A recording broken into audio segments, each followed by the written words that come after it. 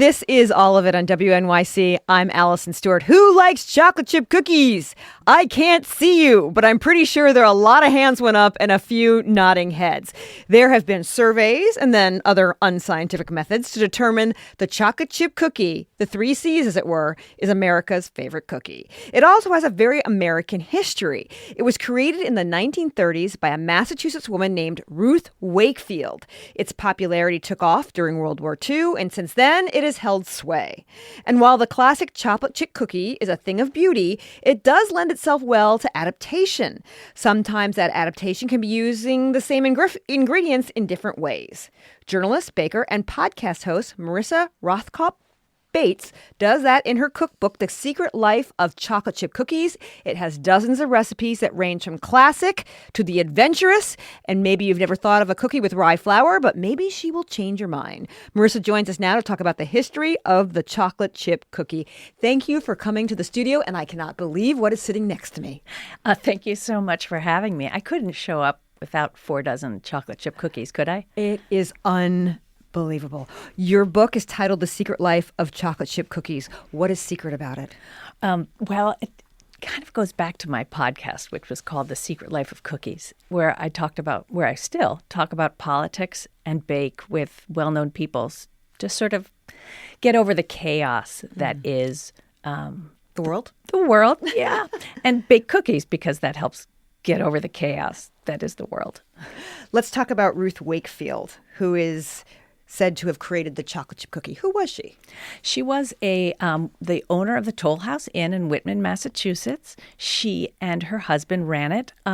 Started in 1931, and they served delicious New England style meals: broiled lobster, brown bread pudding, all those sorts of traditional things, boiled dinners.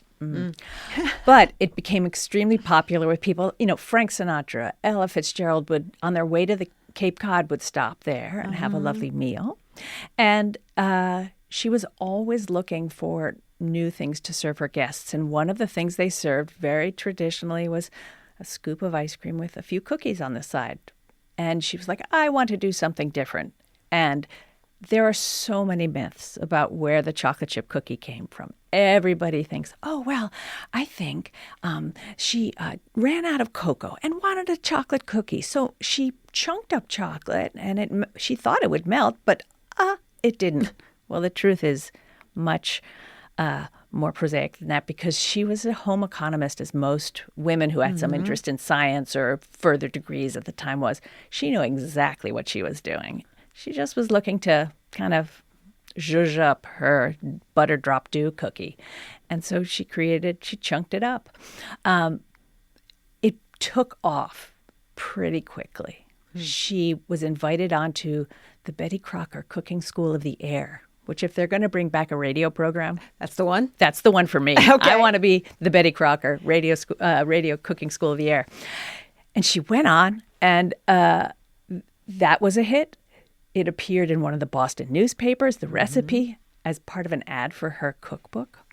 And people went, ooh, this is nice. And people at Nestle saw this huge spike in chocolate chips and chocolate chip sales in the Northeast, and were like, what's going on? And someone did their research, figured it out, went, oh, it's all coming from this one lady. And so they said to her, hey, Ruth, honey, or probably Mrs. Wakefield. Hey, Mrs. Wakefield, we're so interested in your cookies. They're delicious. What can we do to get your recipe?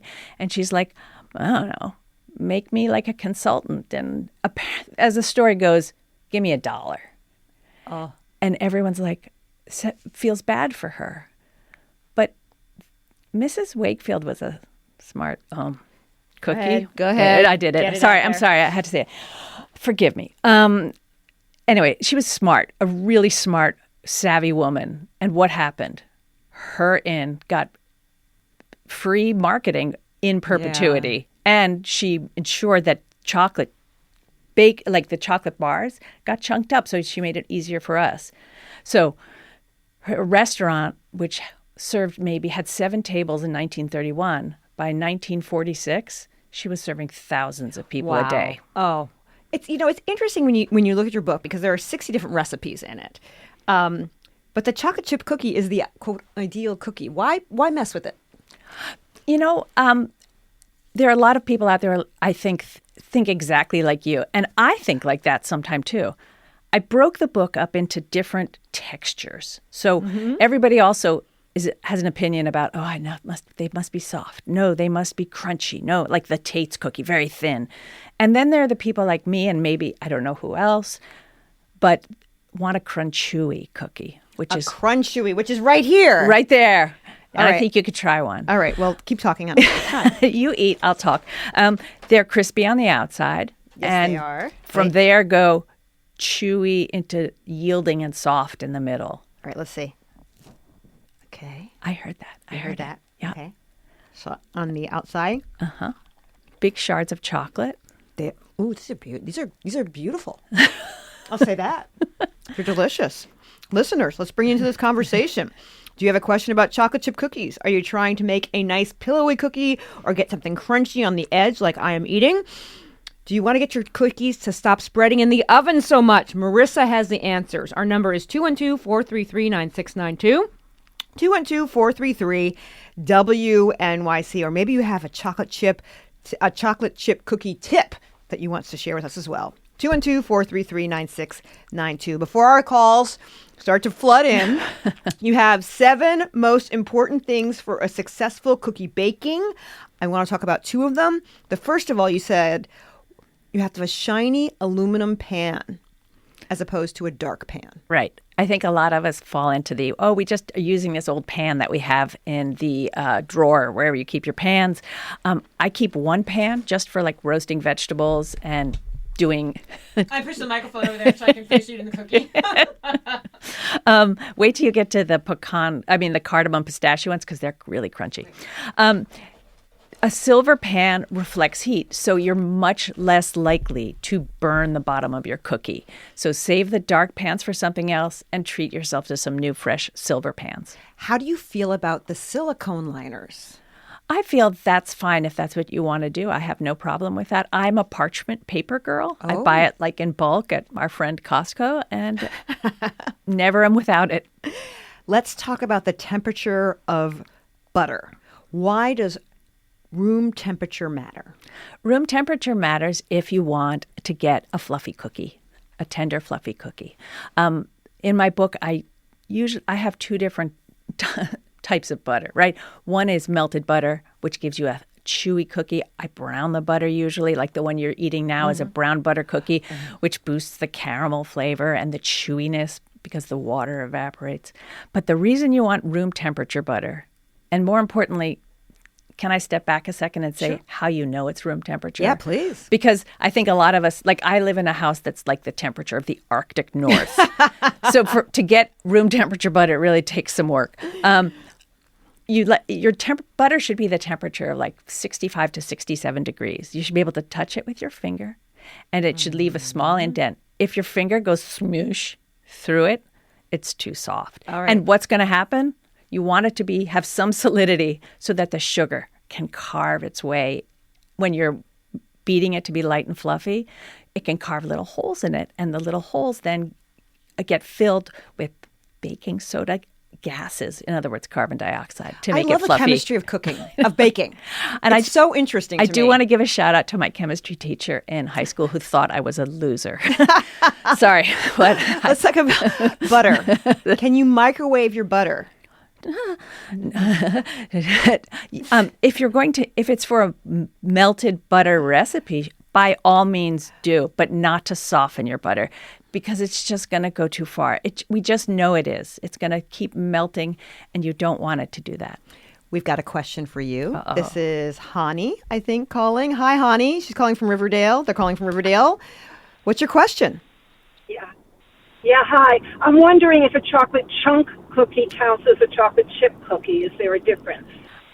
Absolutely. I think the cookie that Allison is eating right now has what I would call actually like a chocolate seam through it of just chunks of chocolate bar. Yes, I would agree. Like for me, a liquid pool of chocolate in a cookie makes a great chocolate chip cookie. But there's a time and a place for chips too. We have a question here. Do I need to chill the dough? Do you? We all want to eat the cookies as fast as possible. And I want you to take some, bake some cookies off, but then put the rest of the dough in the refrigerator and you will be so happy with the result. It's truly worth it. So much happens in that refrigerator of yours and you don't even know. Like enzymes turn starches to sugars. The cookie gets more hydrated. All those extra sugars then make for a browner, more caramelized, more flavorful cookie. This text says, I use the New York Times recipe, but use Reese's peanut butter chips instead of chocolate. I add macadamia nuts. Yum. That's John from Fanwood. What is it about the chocolate chip cookie that makes it so adaptable? I think because it's a basic butter cookie, right? And you can make it whatever texture you want, and then you can add whatever you want. Nuts, chocolate, M&Ms, whatever. We are talking about The Secret Life of Chocolate Chip Cookies. That's the name of the book by Marissa Rothkopf-Bates. I hope I'm saying your name right. It's good. Close enough? Okay. We want you to call in about chocolate chip cookies. Do you want to make a fluffy cookie? Do you want a crunchy cookie instead? Are you trying to get your cookies to stop spreading so much in the oven? Marissa has answers. Call or text us now at 212-433-9692, 212-433-WNYC. We'll be right back.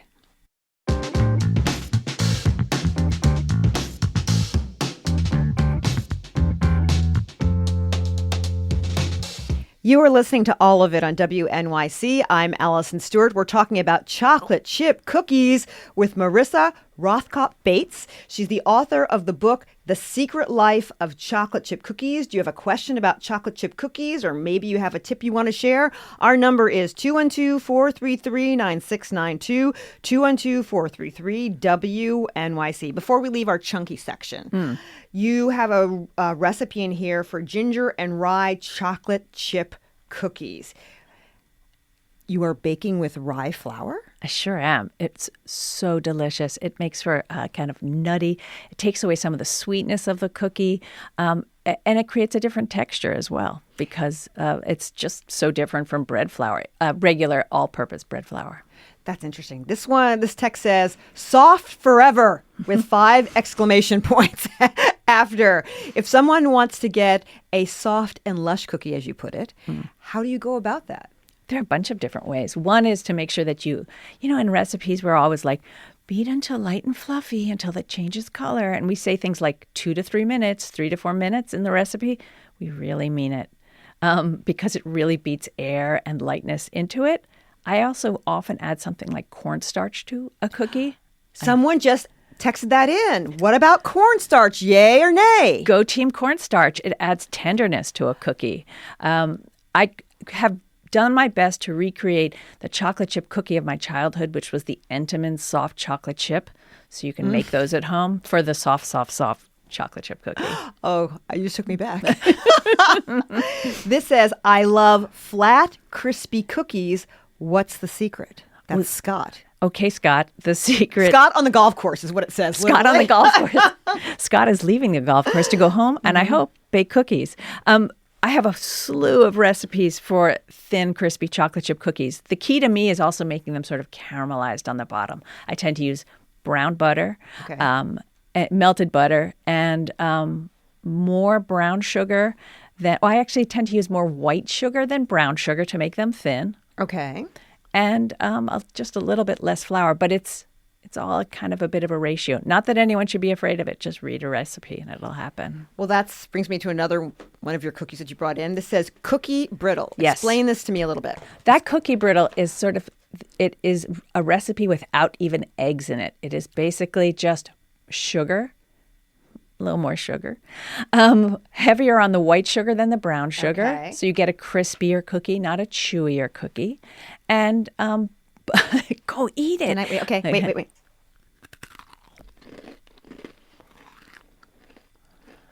Oh, I understand why it's called a brittle. It's a brittle because it's really crunchy. It has a buttery quality to it, a little caramel, and a little sea salt as well, and teeny tiny chocolate chips. They are the teeniest, tiniest chocolate chips. This says refrigeration. You just mentioned putting the dough in the fridge to improve the cookies, but for how long?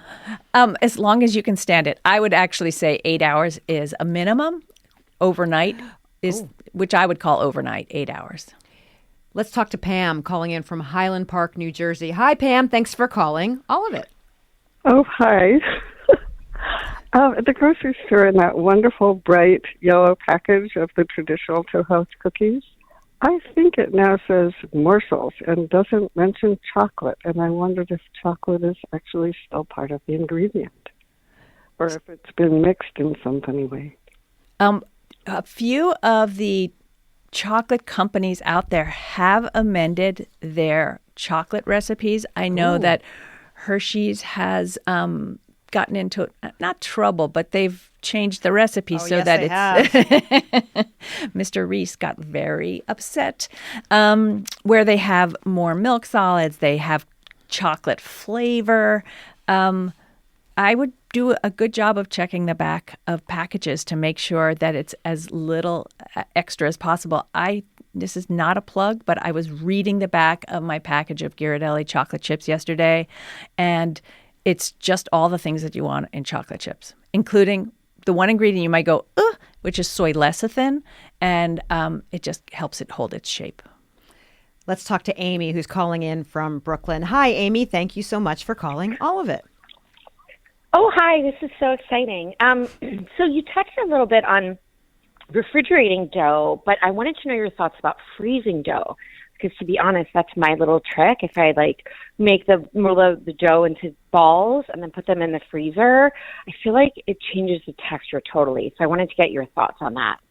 My thoughts are that's exactly, just like I like to have as many books as possible in my house, I like to know that I have frozen chocolate chip cookie balls in my freezer so that anytime, day or night, if we need one, if there's an emergency that calls for chocolate chip cookies, we can have them. The one extra trick is refrigerate your dough. Let it do its hydration in the refrigerator for 8 hours or so before you roll it into balls. And then you get all the benefits of that hydration. And then you have frozen the best of the best in your freezer. Let's talk to Susan from Jersey City. Hi, Susan. Thank you for taking the time to call All of It. You are on the air with Marissa. I wonder if this is kind of a unique question, but when baking cookies using infused butter, the process of infusing the butter decreases the volume of what's left. Not quite sure what that liquid is that gets poured out, but what to do with it? Compensate by adding a little bit more butter? So when you're saying infused butter, that you're basically melting butter to create some sort of flavor profile? You're melting the butter together with the herbs or whatever you're putting in there slowly in a warm bath. Sure. So in a sealed jar in a warm bath. And that basically, you don't get as much butter out as you put in. Right, because the when it boils or when it bubbles, you're losing moisture, right? You're losing water. And so what you're getting is a much more dense product. So that's why I tend to use butter like that in cookies to make them chewy because there's less butter in there. But if you're using it for a different kind of recipe, say for, I don't know, whatever you're using it for, I wouldn't add more butter in. I would sort of stick with the great infused butter that you have. What is a great chocolate chip cookie recipe that's perfect for a big celebration in this book? Oh, I really love the chocolate chip cookie cheesecake bars. So you can make those en masse. It's basically like a chocolate chip cookie dough on the bottom and then cheesecake on top with chocolate chips in it. It's a good marriage. You might have to do a little bit of convincing on our next caller. Okay. This is Natasha calling from Westchester. Hi, Natasha. Thanks for calling. This is a no judgment zone, but there may be some commentary. Go ahead. I'm not sure what to make of it, but I love, love, love a chocolate chip cookie, but I find the chocolate chips distracting. It might make you feel better to know that my daughter feels the same way. My very own flesh and blood feels that the better cookie has fewer chocolate chips in it. And there's nothing, what's wrong with just making a really nice caramelly cookie? Nothing. I don't judge you. Well done. This says, at least 40 years ago, I took the Toll House cookie recipe and made a giant chocolate chip cookie on a pizza pan. My children didn't love traditional birthday cakes at the time, and everyone loves chocolate chips cookies. They were soft enough to put birthday candle holders in them and had plenty of surface for decorating. It's the best. It's the best giant cookie. Anybody can do it too. I have a recipe in the cookbook for a giant birthday cake style chipwich, basically, which is 2 very soft chocolate chip cookies filled with ice cream, made in like a 9-inch, 10-inch pan. What did you try to do for this cookbook that just didn't work, that just did not work with chocolate chips? You thought it was a genius idea, but it was a no-go. I had a lot of trouble finding the perfect thin chocolate chip cookie, and finally ended up making one, kind of skipping past trying to recreate Tate's, let them have that glory, and instead make one that's like a piece of stained glass chocolate chip cookie. It's really incredible. It's like part tuile, if you know those kind of like very caramel thin cookies, and part chocolate chip cookie. It's quite beautiful, actually. I think there should be entire like churches made of stained glass windows of them. You host a podcast of the same name of your book, which has current events and guests and baking. We talked about this earlier, but I wonder, like, what is it about this format that works? Because I think the reason it came up is because it was December 2020. The world only got more chaotic. We were in the middle of COVID. We were getting a new president. January 6th happened. And the journalist in me and the baker in me said, I've got to figure this out. I'm overwhelmed by questions. So let's talk to the experts and sort of self-soothe while also baking. So the baking provides the self-soothing while we're also educating ourselves or learning more from real experts on things. Like to describe just how kind of cuckoo the podcast is in its way. I mean, it's very serious, but also cookies.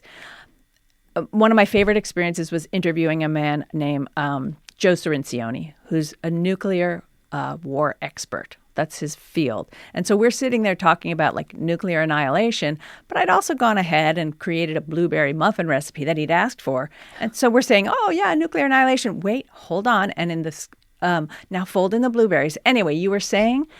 So it's the world's weirdest segues between conversations, but it works. The name of the book and the podcast, The Secret Life of Chocolate Chip Cookies. It is by Marissa Rothkopf Bates. What else do we have in the bag to look at? We have a pistachio cardamom toffee, and then we have a strawberry chocolate chip, a very nice springy cookie. Thank you so much for being here, for being our guest, and for bringing us such great cookies. My pleasure. Thank you for having me. And that is all of it. I'm Allison Stewart. I appreciate you listening, and I appreciate you, and I will meet you back here tomorrow.